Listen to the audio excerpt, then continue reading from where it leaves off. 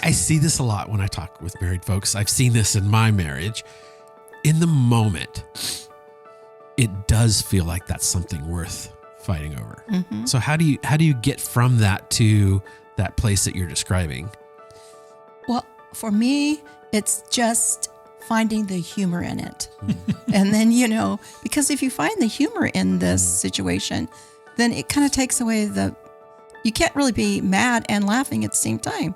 So for me, that's kind of the way that it works.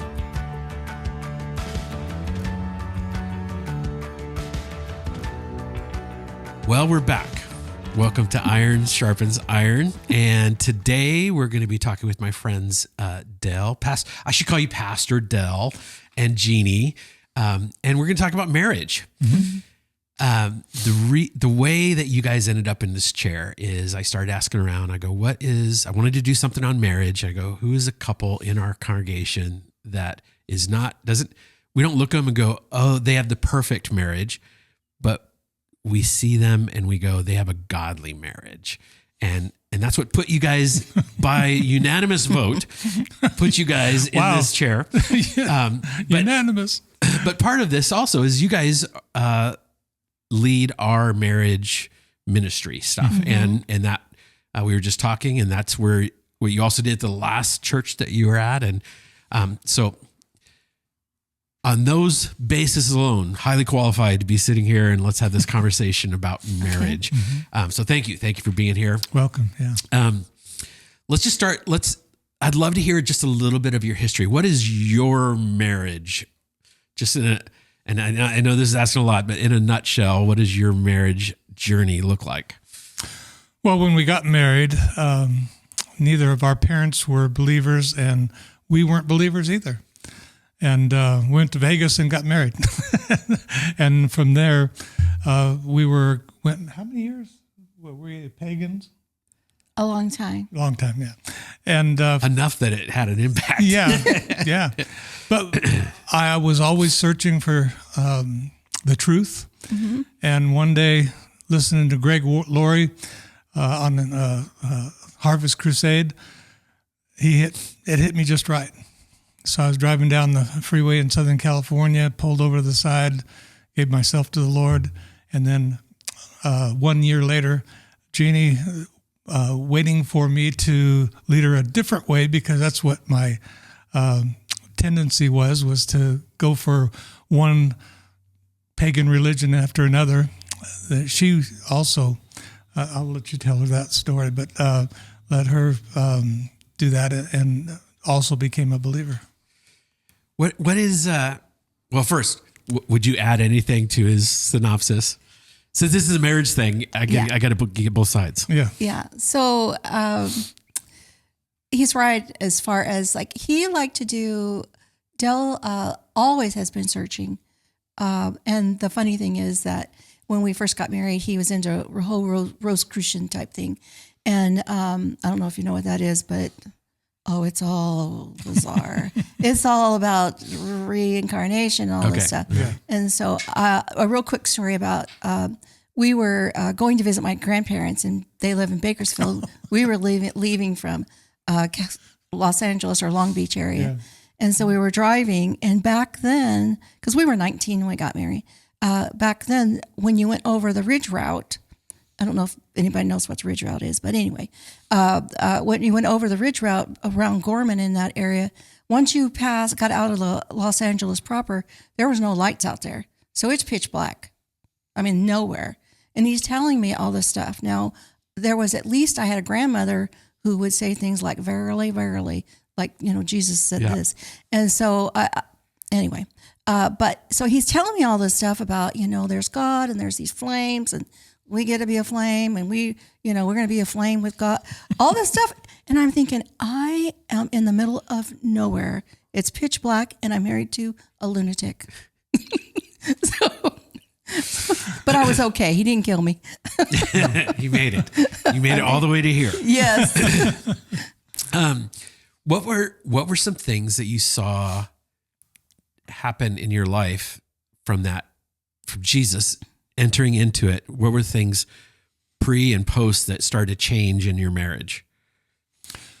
Well, first thing is because we both come from blended families and that kind of thing, that we decided at that time that no matter what happened, we wouldn't get a divorce. That was when we first got married. When we first we got had married. rules. So that was a difficult thing as we're going through to keep that promise to each other, but that, well, at least for me. And then for when Jesus entered the picture, we take a sigh of relief. It was like, oh boy, now we've got a reason to stay together and to learn what this marriage is all about. Yeah, that's an interesting observation. It's like the end result is the same as far as we want to be together our entire life, but one was this struggle of, I don't know, I'm going to go all biblical on it, but it's like it's law versus grace kind of this whole process. That's really interesting. What Can I just throw in? Please. So, and the other thing is, it wasn't just the no divorce, but it was also that we could never call each other names. We could never swear at each other or do anything like that, because once those things, because we both saw that, and once they come out of your mouth, you can't bring them back, and you, even though you can forgive, but you don't forget. And so we had that. We've never called each other. Unless, we could be playing around and say, hey, hey, that's stupid. But that's a joke. It's not like you stupid, or swear words. And we couldn't ever go to bed mad. We always have to make up before we go to bed. Those were your rules prior. Because we grew up in homes where it could be days before people spoke to each other, and you're walking around as a kid and on eggshells. Right. So for us, these were just the things that we had. These were just rules, and we're not negotiable, and we've never broken those. Obviously, the Holy Spirit was in it from the beginning, but we didn't know it. Right. Oh, we did break that one rule: going to bed not mad. One time, remember, I was so mad at him, and I went to sleep, and I was thinking, we're not supposed to go to bed mad. We're not supposed to. We went to sleep, and then the next morning, he's like talking to me, and we're laughing, and I go, wait a minute, I'm mad at you. Well, when I said that, we're both busting up. But so in 51 years, we just that's not something can happen. That's awesome.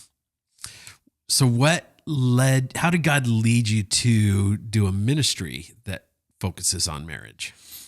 Well, in our previous church, there was an opening. The people that had been with the ministry before had left. We were attending it, and we said, "Feels like the Lord's calling us to do this." So we stepped forward. Yeah. And we did a lot of fun. We did marriage retreats. We did one every year, once a year, and we always had a theme. We were going somewhere, like obviously we were not going to Hawaii, but one year we went to Hawaii, and we brought sand in. We did all this crazy stuff. We had the best time, and we had a lot of energy back then. Yes, we did. Right. But anyway, we just made it real fun. It was a Friday night and a all day Saturday, and we had speakers. We had Jacobelin, just different pieces. Dave Rosales. Yeah, they're different. Yeah. They would come to where we were. We would all go over to Weaverville, and we actually ruined this. Like halfway between, the middle of the state and the coast. Yeah. In Northern California, we actually probably ruined the suspension in our Honda Odyssey, because we would get like 30 cases of water. That Odyssey was weighed down so much, and we would go over to. It ran like a little champ at that time. Yeah. And we'd get over to Weaverville, to the Weaverville Victorian Inn. It wasn't really a Victorian Inn, but that's what they called it. We would go and clean the rooms before the couples got there and set up little gifts. So a lot of intentional events, things like that. What was the underneath, the thing underneath that? Why do that stuff? Like, what was your heart for for people in their marriages? I think our heart was to help people have a good marriage, to get that, to understand that marriage is you don't just have a good marriage. It's something. And I know some people might say, yeah, it is intentional, and when you set aside time like that, you're actually investing in your marriage. It's not like, oh, it's another night out. It's no, this is an investment in us, because at the end of the day, you're, by what God says, I mean, we're one.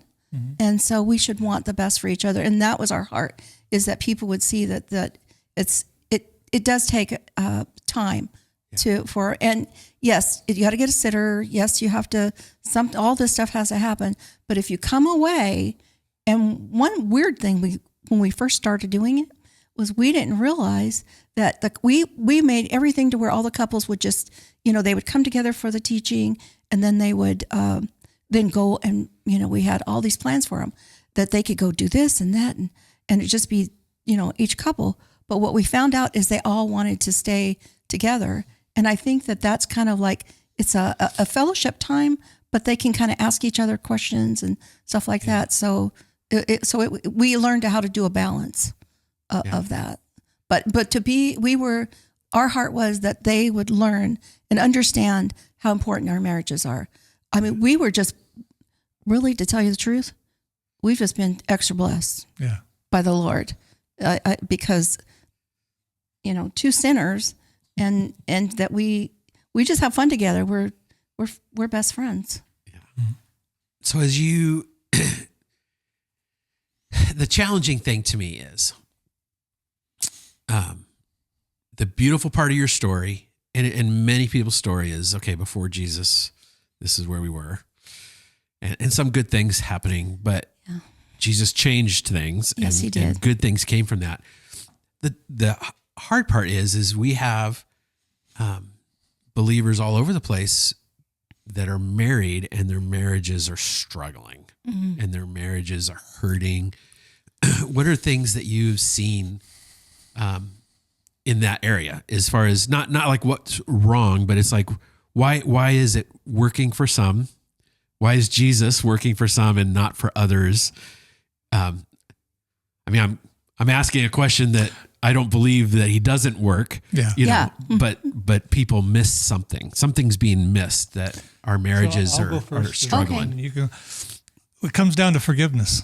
We're all going to sin, and in the marriages, that's even more so. Yeah. But to understand that your husband or your wife loves you, despite that you're a sinner, and to forgive them, and to not bring it back. We have people that we know that hold on to, okay, I got this in the book. Yeah. And I got this in the book. And whenever the next fight they have, they can bring it all back out again. We don't do that. No. And that has to be intentional. And we found out that there's a lot of healing that can be done just by forgiveness. Yeah. That's such an important thing. Like I think we often in relationships, especially marriage, we do a shallow forgiveness that isn't maybe true forgiveness. Yeah. And what you're talking about is, this is the way God forgives us.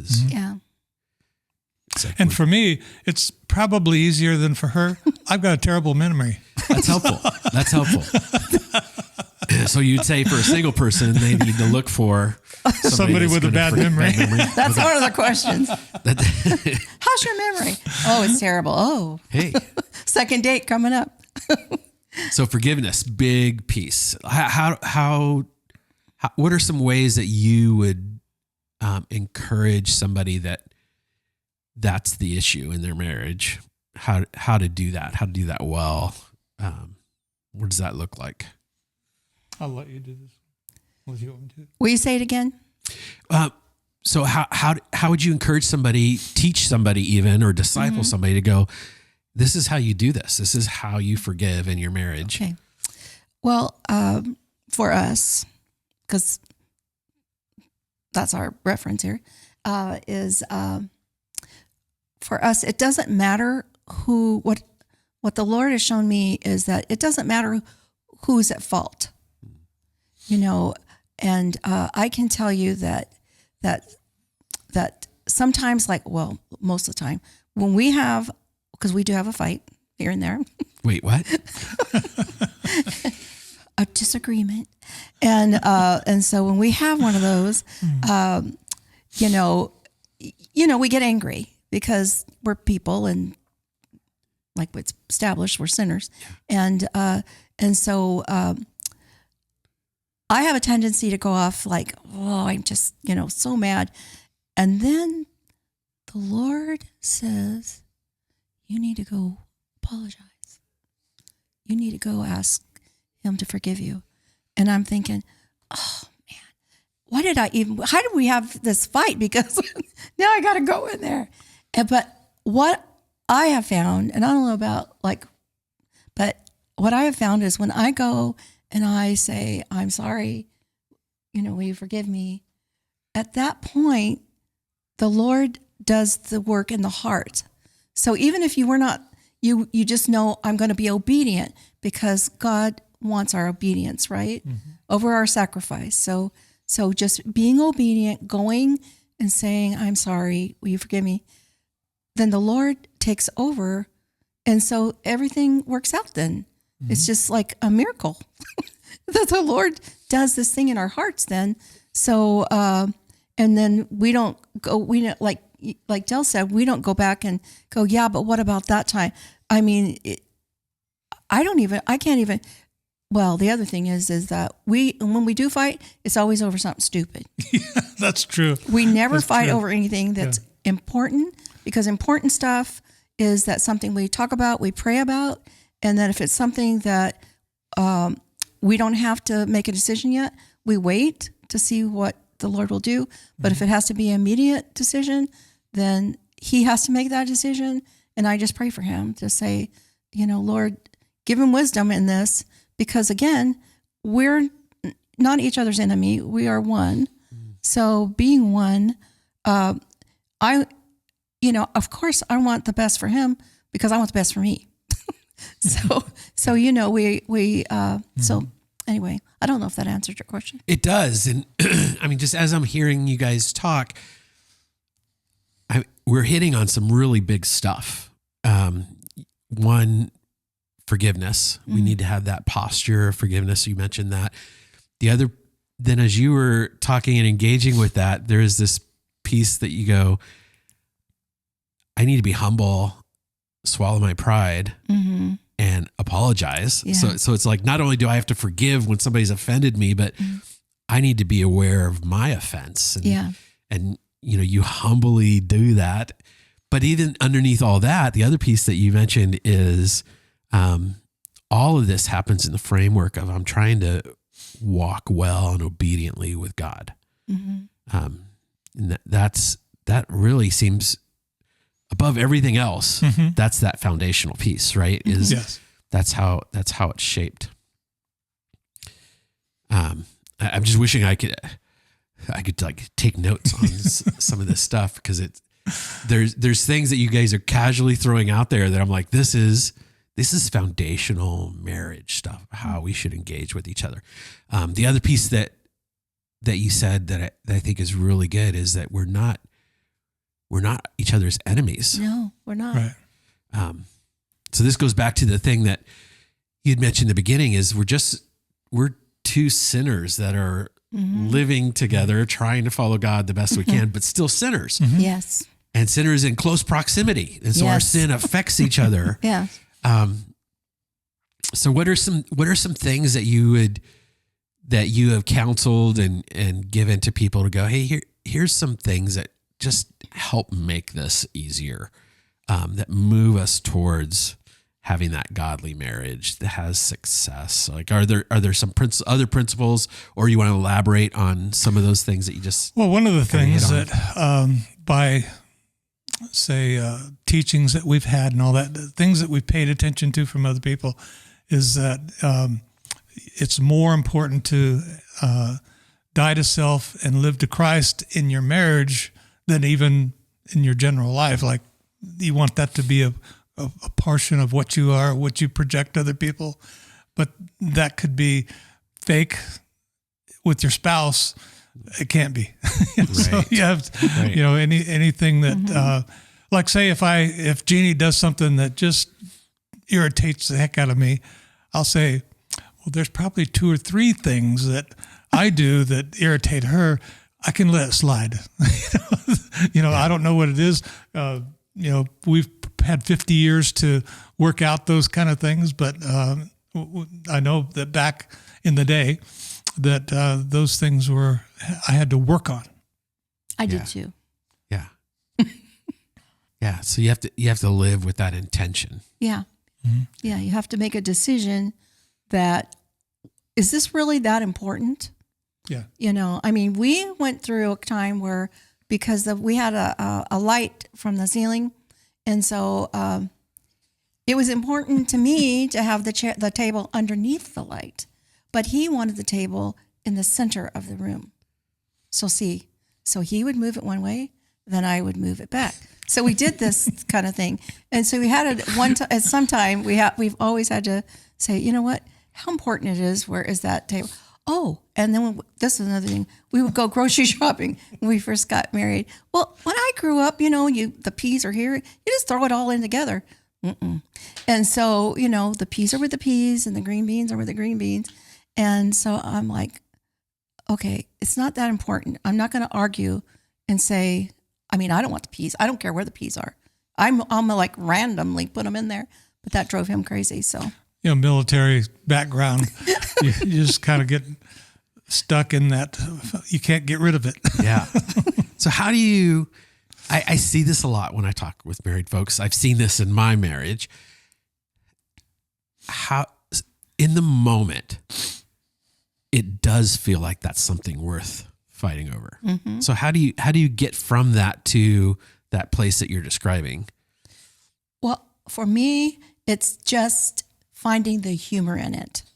And then, because if you find the humor in this situation, then it kind of takes away you can't really be mad and laughing at the same time. So, so for me, that's kind of the way that it works. But there was a question too that you had said about, ask about, it's kind of like that one foundational thing is that, and you had said that things we've learned and from the word and all. And one thing that it's been really on my mind when I found out that we were being asked to do this, and thank you very much also just for that, because it's scary and humbling, but an honor at the same time. Mm-hmm. And so, what I really would like, because the world tells us that, everybody's in competition. Well, we're not in competition, and to really don't embrace the roles that the world has out there, but embrace, and it took me a while to go, because I was born in 53. So in the 70s, it was, I can bring home the bacon and fry, all that stuff, all this, women's lib stuff and all that crazy stuff. But that is totally counter to what God says. And so I really have been feeling, just wanting to say that we really need to understand what God's roles are in our home. And it's not because God loves men more than women. Right. It's just that this is the role and the order that he has. And so I think that that's something that we always try to share a little bit of that in the marriage groups, because it's important to know that, if it comes down, he is the leader of the home, but it doesn't mean that I'm the rug. Right. You know what I'm saying? So, that's important, is to just know what the roles are that God has placed and walk in them. And it is so freeing for women to walk in that role, because God cherishes us. And if our husband if he's walking in the role that God gave him, which is to love his wife, as Christ loves the church, then what about problem do I have? I mean, I'm going to be cherished and I'm going to be taken care of. And and I think that really, as women, that's what we want. I mean, that's why they have all those romance novels out there. Women want this romance, and they want to be cherished and all those things. And so that's what their heart wants, because God put it in there. And so if we just follow his rules, what he has for us, that makes marriage a lot easier and the home a lot more peaceful. And which we both love. We love the peaceful stuff. Yeah, well, who doesn't? Who doesn't love peaceful things? And from a husband's point of view, you just got to give space. You know, when we're talking about, if we're disagreeing on something, and it's not a thing where we have to make a decision this moment, but just give the lady space for coming to your conclusion. To the Lord's conclusion. No, and then sometimes he's very funny. He's a funny guy. Sometimes what she'll say, oh, that makes more sense than what I'm doing. But, you know, by giving space to think about it, to mull it through and all that, you can come to a decision without having an argument. Yeah. So you guys hitting on roles of what does a godly husband look like? What does a godly wife look like? Can you elaborate some more principles there? What do those roles look like? How does that flesh out in just tangible, practical ways? Well, for us, before Dale had a stroke, he did all the bills. And that was something that was just what he did. And, you know, this is what money we have and all. And then once after the stroke, he said, I don't think I can do this anymore. But it didn't mean that I was usurping his authority over our home and taking care of our home and all. It just meant that I'm doing the practical part, but he's still like the overseer. And so that's one thing that one way we do things. And I have to tell you, I work for years, but I am so excited that I get to stay home now and serve him and cook for him and try out new recipes, and he's all happy. And I mean, all of those things. So biscuits. Biscuits. Lots of biscuits. But knowing that we want to be obedient, it says in the word, you know, that God blessed Abraham because of Sarah's obedience, right? And so so when he blessed Abraham, guess who else was blessed? Sarah. Yeah. And so why would I not want to follow what he says and how our role is that and plus I think that I try to be as, you know, one thing we do in the morning before he leaves, I get up at 5:10. Yeah. Yeah. And I get 5:10 because that gives us 10 minutes to pray together. I pray for his work and he prays for me at home. And we're hugging each other at the same time, because remember hugging from the class. It's really important. And so when we're doing the marriage class, the first thing we do is stand up and say, okay, everybody hug your spouse for 15 seconds or something. Yeah. Yeah. It's real important. But so I don't know. I think we're rambling. Well, they can cut that out. Okay. Dale, on your side, what does it look like for you to walk in the role that God has you as a godly man? Well, for me, it's fairly easy because I have a godly wife. You know, she's for me, she's a perfect wife and a beautiful wife, and I can't imagine anybody that I would love and like more. But so she makes it easy for me to be a good husband, a godly husband, and I would wish that for everybody. But I know that it takes time. Yeah. That's going to make me cry. It's a good, maybe in post we'll have this "aw" thing happen, like when you say that. But it's beautiful. But there's profound truth in what both of you guys are saying. Of where I see tension in marriages, they are living in adversarial roles, and what you guys are describing is we live in a sacrificial way. Yeah. For that honors, respects, cares for, loves the other person. And the beautiful thing is you then also benefit from that. And We do. Yeah. yeah, Because the Lord blesses that. yeah, It really does. yeah. And that is a countercultural view on relationships. It is. Yeah. Sadly. In that, in the book, is it Sacred Marriage? Sacred Marriage? It asks the question, what if God wants you to be holy, desires you to be holy rather than happy? Right. Yeah. And so we think more like, are we happy? But God doesn't. Yeah. That happy doesn't enter into it for him. He wants us to be holy. That's what the whole sanctification means. Yeah. We could be working against his whole sanctification when we insist that we are going to be happy when we don't let it be his plan. Yeah. But on the other hand, he gives more than he gets, because Oh man. when you are holy, the more holy that you are, the more happy that you are. Yeah. Yeah. Yeah. Because we're following his will. Right. The essence of wisdom.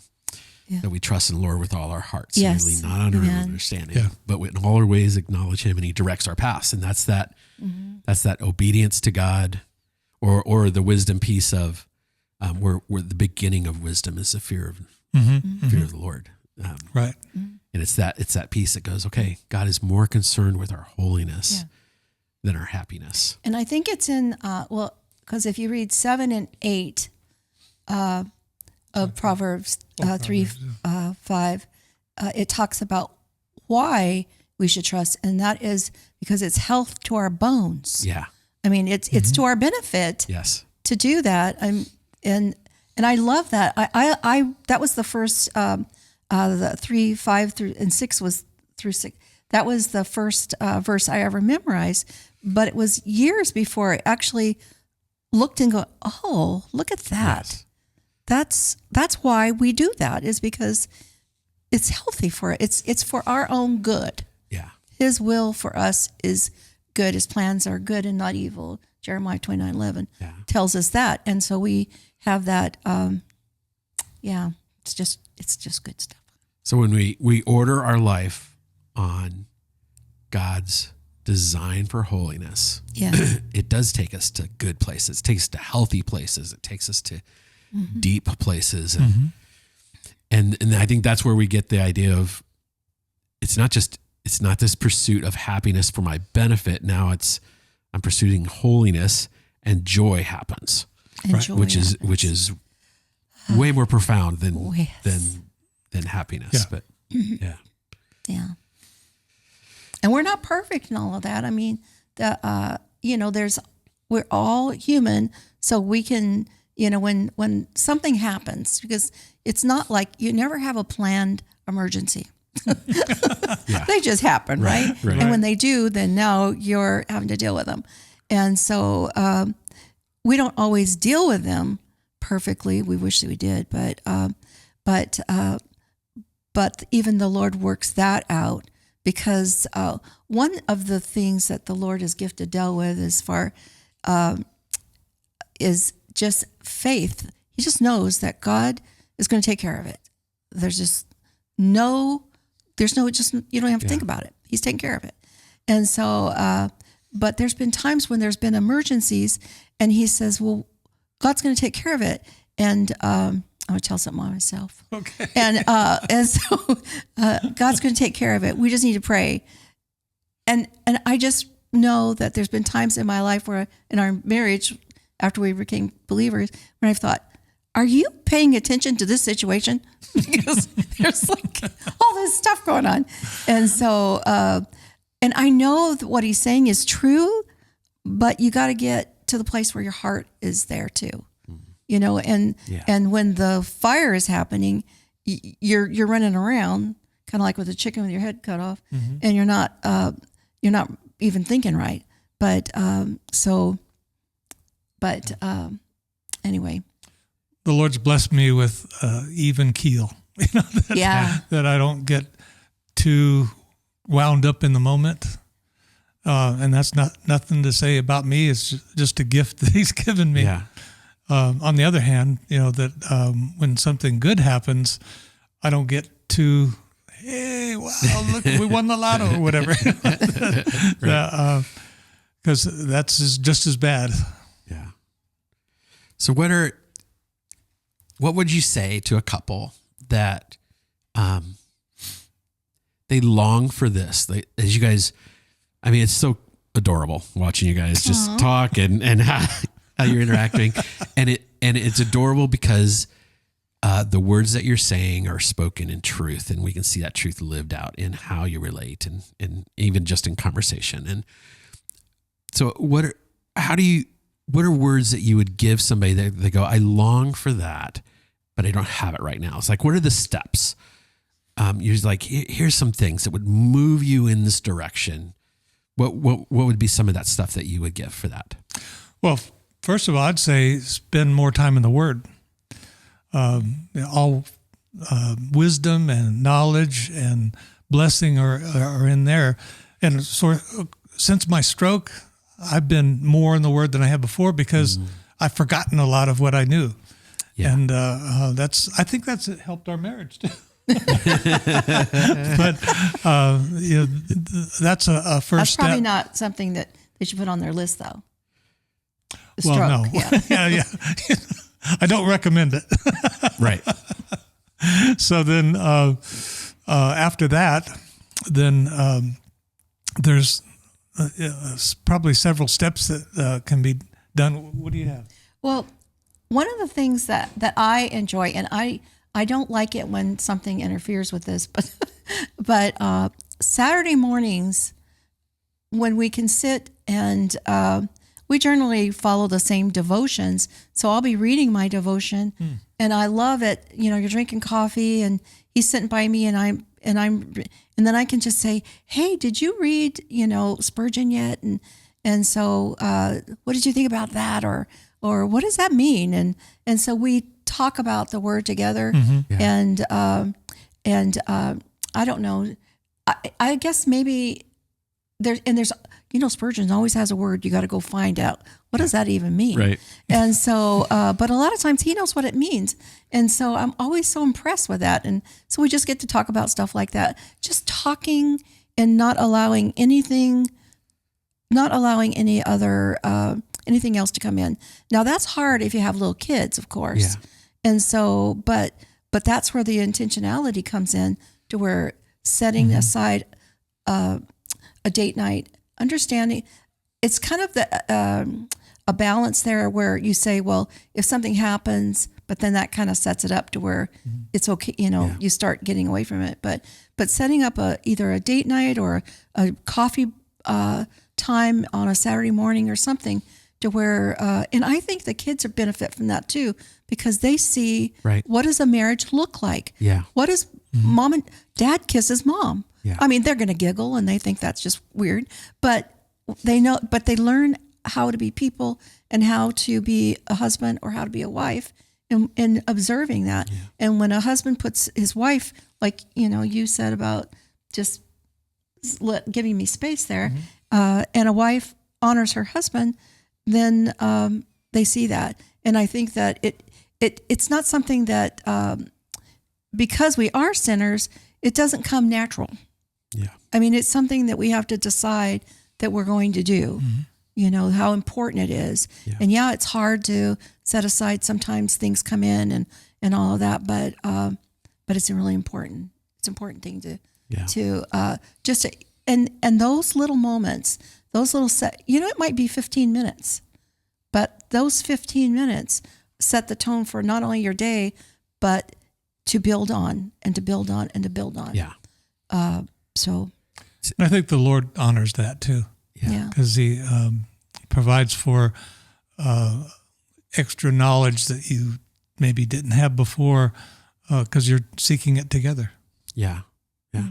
One other thing is that this is coming from a wife's standpoint, that somebody, because I've had wives tell me, well, my husband doesn't want to lead, so I have to lead. It's like, no, that's not true.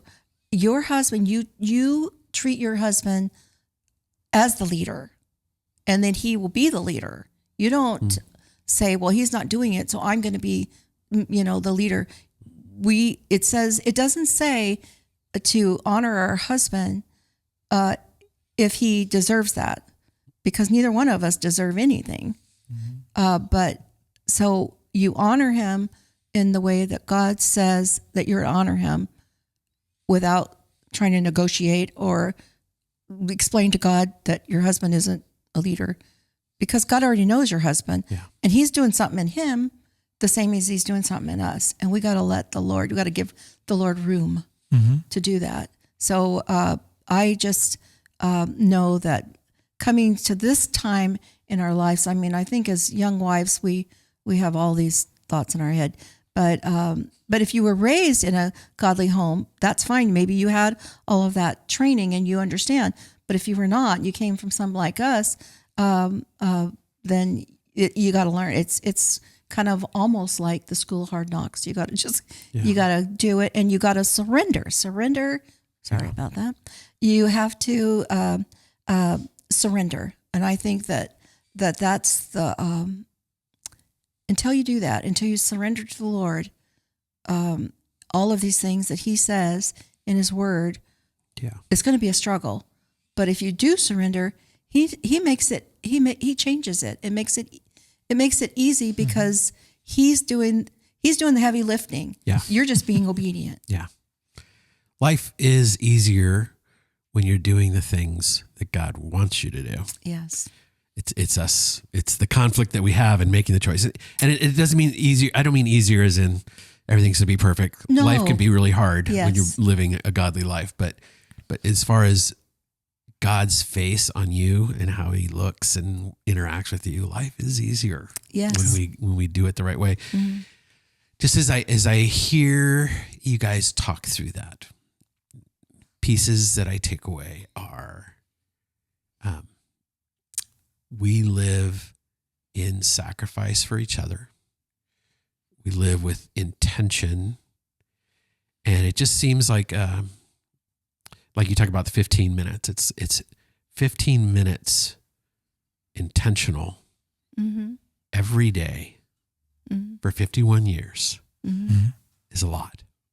And so you can start to, it builds and it builds and it builds. And in the same way, 15 minutes not intentional does the same thing. Yes. And so there, if we're not, the thought that popped in my head as we were talking is how many of us we work hard at getting to marriage, and then we go, oh, we've arrived, and now we're here, and then we stop working, and the reality is what I'm hearing is we don't.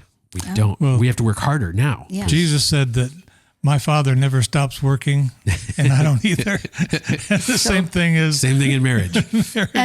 and the wedding and all of that, because I know that that's a thing to where, I mean, us girls like pretty things, but it seems like the wedding is this big focus when the wedding is just a blip. Yeah. It's over, and you don't even remember half of the stuff that happened that day. And but the adventure, and that's, I think, how we've always looked at our marriage, is adventure. The adventure begins when you say "I do." I mean, you're married, and now there's that's when things are going to be either smooth or not. But you're in it together. Yeah. You're in it together. Yeah. I feel like you've given us lots of good nuggets. And the interesting thing to me is I don't know that anybody would be like, oh yeah, I disagree with that, or I've never heard that. These are things that Newsflash. Yeah. I mean, maybe for some of these things could be a newsflash, but most of it is, especially if you're in the church, these are things that is general knowledge.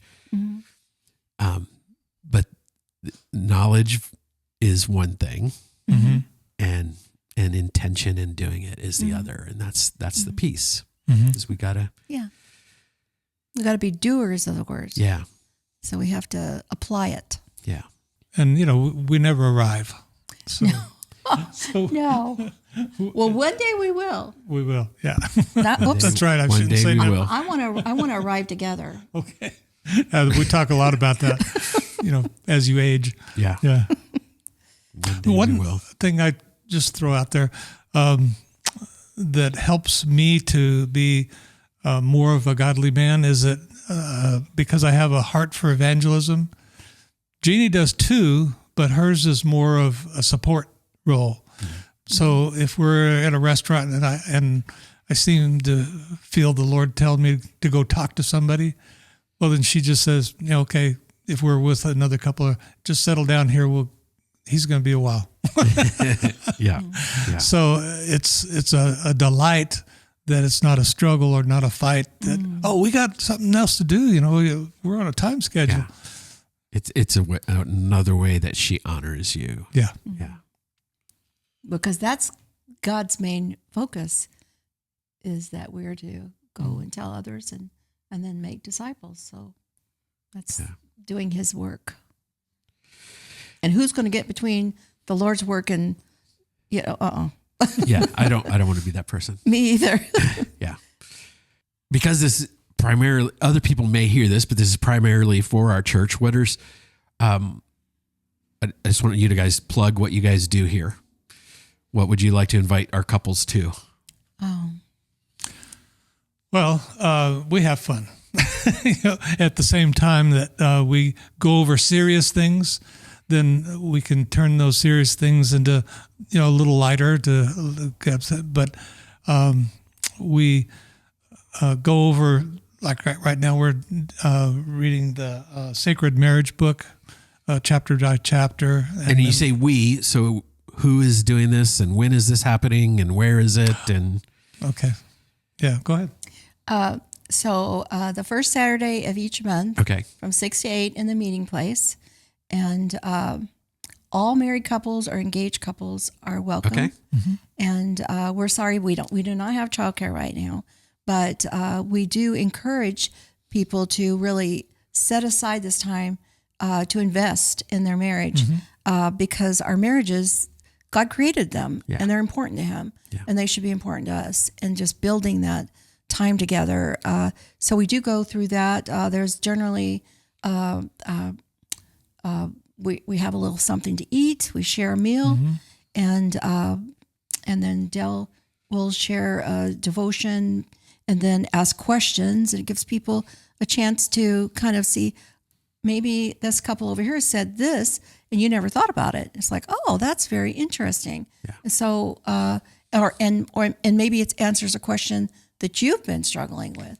And so it is it's not just here's what the book says and blah, blah, blah, but it is a chance for the couples to fellowship together and share their struggles, if they want to, with one another and with the group. And we don't, we may want to go through a whole chapter, but if we're having a conversation with an individual or 2 or 3 couples or whatever that are really getting into the heart of that chapter or whatever, we're not in any hurry. Yeah. We want to let them have time to work it through themselves. Yes. And if we don't get to the end of the chapter, well, read it at home. Yeah. And that Right. and that's really the whole point, is that part of the reading the chapter and then coming together is that reading the chapter gives opportunity for them to be together. That's just another time of togetherness, rather than then him reading it and then I read it, we have to read it together so that we can, well, one thing is we can talk to each other as we're going along. Because you know how when you're reading, something will hit you and then you're like, oh, you want to think about it a little bit. And so that in itself can work out some things that, because it's like a third person in the room, because the book is talking. It's not somebody you can't argue with the book. And so just like we can't argue with the Bible. But in the book, it's saying this, it's not like anybody's right or wrong here as far as the guy is just saying it in the book. And so now you talk about it and it can help really balance out some of the things that maybe you've got wrong or point out the importance of being intentional about having our time together. And so that's really all it is. It's opportunity to have a little, this doesn't take the place of a date night, because that's something they should do on their own. But it is an opportunity to have other couples kind of see other people. They're like us. They're having the same sort of struggles.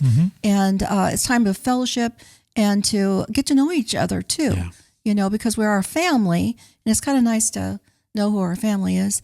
So we're happy about that. And then can I say about our other group? Yeah, sure. Oh, okay. Wait, what Caleb 55 you're talking about? Yes. Right, sure, throw that in there. Okay, so we also have Caleb 55. And I don't know, you want to? Yeah, it meets on Sunday afternoon. Fourth Sunday. The fourth Sunday of the week. And that's a bigger and more lively group than the marriage. People are busy and all that, but we're hoping to grow it. Yeah. But that's definitely a good size group. Could be 10, 12, 15 couples or whatever, and our individuals for over 55 kind of thing. And we have a grand time. We have some worship. We have the Word. We have food. We do. I do a study out of. I'm working on Hebrews right now. It may take us 2 years to get through it because the same thing. We we'll talk about it, and everybody has a chance to participate. And what else do we have? Well, we have some really good cooks. Oh. I'm telling you that the Caleb people, everybody, I'm surprised we don't have, we have the best food. You just wouldn't believe the things those people make. And those ladies, they bring in things that it's incredible. So and we've had a couple, fun nights too, where we don't do the usual, and we'll have like this last time we did paint, and where somebody would, paint whatever picture they sell, and then we pass it along. It's musical chairs painting. Musical chairs painting. It was fun. Yeah. Well, it was fun for them. I had to miss it, but I wanted to be there. But so we have those two things. But there are married couples that come to that too. Yeah. So it's just another opportunity for anytime we come together and we're in the Word, then we're going to grow in the Word. And we grow in the Word, our marriage is going to grow. Yeah. Because we're growing together. Yeah. Thank you for coming today. Sure. Thanks for inviting us. Yeah, sure. It's my pleasure. And thank you for these ministries that you guys are heading up and leading. And even as we're talking about marriage, one thing that I love, you're talking about Caleb 55, which vaguely connects to marriage. But what I love is you guys are leading that as a couple. Yeah. That you guys are on this journey together, and what does that and how that looks, and thank you for being a couple that we can look to and go, hey, here's some ways that we follow God. This is what it looks like, and thank you for being vulnerable and authentic too. You guys are not trying to go, look, follow us because we get it right all the time, but it's more follow us because God gets it right, and we're trying to follow them. So. Exactly. Appreciate you guys in that. Thank you. Thank you for being here today. Thank you. Thank you.